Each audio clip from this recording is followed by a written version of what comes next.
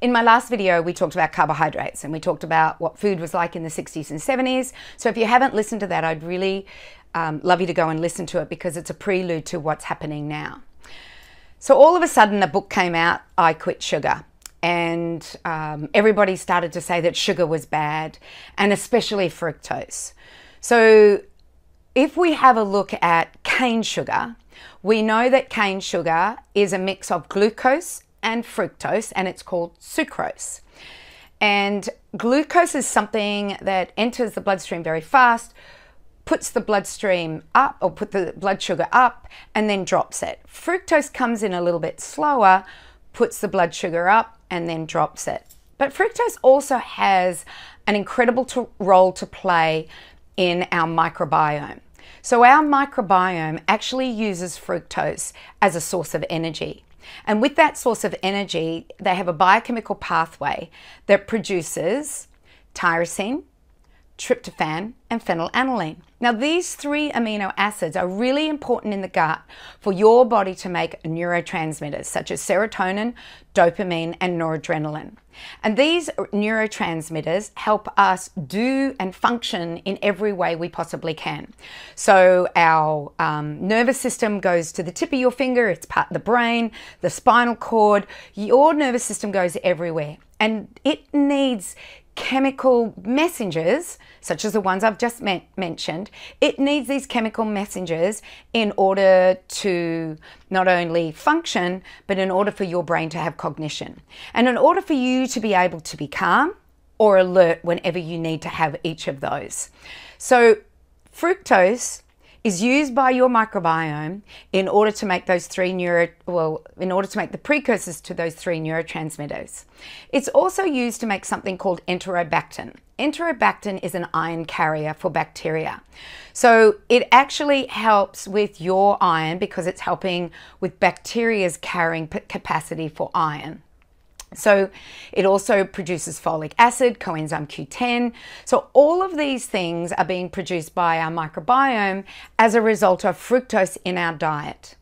So imagine that if you have a microbiome that is in dysbiosis and it cannot use that fructose, and that dysbiosis could have occurred because of too many antibiotics, may have occurred because you're eating a food that has an antibiotic within it, and that is our agricultural practices, which I'll talk about next week when we talk about wheat and the agricultural practices of wheat.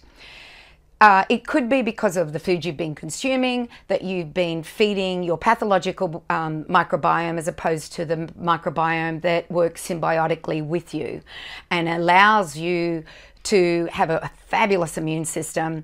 It helps in communication. It helps in creating B vitamins, vitamin K. It helps in so many ways for you to be the healthiest version that you can possibly be.